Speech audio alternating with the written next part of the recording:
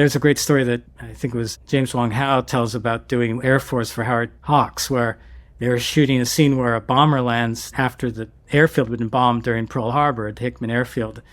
And this plane lands, and this guy gets out and says, "What happened here?" And they lit the foreground where the plane lands before the actor come out.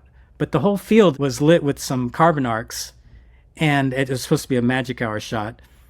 And right before the plane's circling to land, the generator goes out that's powering all the other carbon arcs, and only the generator working in the foreground is running.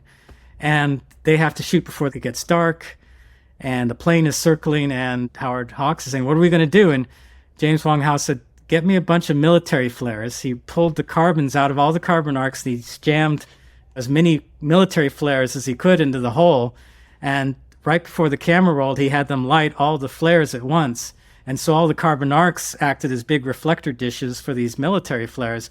So they were bright, but they were sputtering horribly and putting out all this smoke. And so suddenly this airfield is just covered in flashing, flickering, smoky light, which works because it's a scene that the field had just been bombed.